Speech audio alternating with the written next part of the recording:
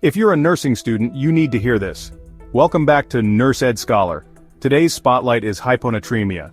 These videos are geared toward nursing students to help them prepare for study and patient care. Hyponatremia is a common electrolyte disorder encountered in healthcare settings. It occurs when the sodium level in your blood is too low. Sodium is essential for maintaining fluid balance and nerve function. Understanding hyponatremia is crucial for nurses to provide safe and effective patient care. The normal range for sodium levels in the blood is between 135 and 145 milliequivalents per liter. When sodium levels fall below this range, physiological disturbances can occur. Hyponatremia is more than just a lab value, it's a sign of an underlying condition. It's our job to investigate the root cause and address it. This often involves collaborating with physicians, dietitians, and other healthcare team members.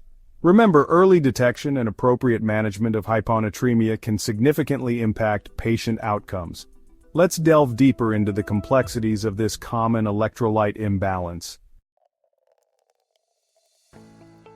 Hyponatremia doesn't just happen, it arises from an imbalance between water and sodium in the body. Three primary mechanisms can lead to hyponatremia: increased sodium excretion, inadequate sodium intake, and dilution of serum sodium. Let's examine how sodium levels can become out of balance. Increased sodium excretion can occur due to various factors, including certain medications like diuretics, excessive diaphoresis, vomiting, diarrhea, wound drainage, especially gastrointestinal, hormonal imbalances like Addison's disease, decreased aldosterone secretion, and kidney disease. It's like flushing out more salt than your body takes in, leading to a deficit. Inadequate sodium intake, while less common, can occur in individuals on extremely low sodium diets or fasting. If your body doesn't have enough sodium, it can lead to hyponatremia. Dilution of serum sodium, also known as dilutional hyponatremia, occurs when there is an excess of water relative to sodium in the bloodstream. This can be caused by excessive water intake, irrigation with hypotonic fluids, as in continuous bladder irrigation, kidney disease, syndrome of inappropriate antidiuretic hormone secretion, and heart failure. Think of it as diluting a saltwater solution. The salt concentration decreases. By understanding these underlying mechanisms, nurses can better anticipate, identify, and manage hyponatremia in their patients. Recognizing the signs and symptoms of hyponatremia is paramount for prompt intervention. Cardiovascular assessments are crucial in patients with suspected hyponatremia. In normovolemic hyponatremia, where fluid volume is normal, you might assess pulse rate and a normal blood pressure.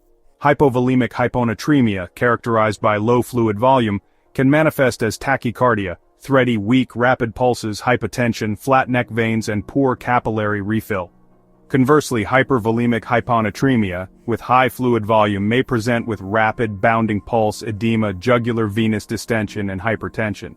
Respiratory assessments are equally important. While respiratory symptoms may not always be prominent, severe hyponatremia can lead to ineffective respiratory movements related to skeletal muscle weakness, such as shallow respirations, as the brain, starved of sodium, struggles to function optimally.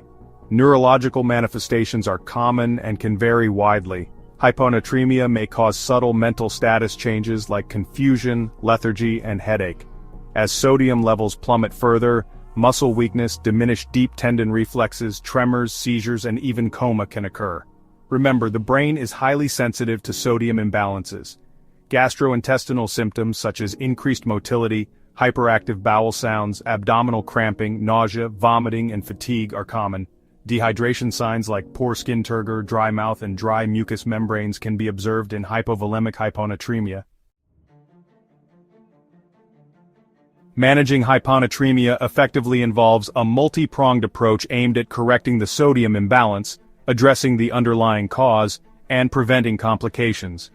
Nurses play a pivotal role in implementing these interventions. Intravenous sodium chloride infusions are often the cornerstone of treatment for moderate to severe hyponatremia to restore sodium content and fluid volume.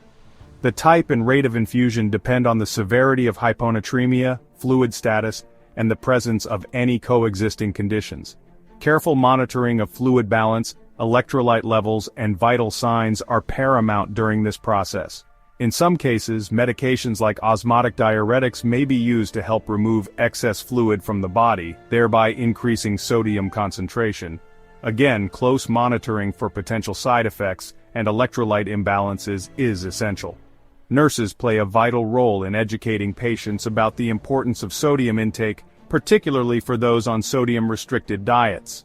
This includes guidance on reading food labels, identifying hidden sources of sodium, and understanding the rationale behind dietary recommendations. Equally important is educating patients about their medications, especially those that can affect sodium levels, such as diuretics. If they are on lithium, understand the importance of monitoring lithium levels due to potential toxicity linked to hyponatremia.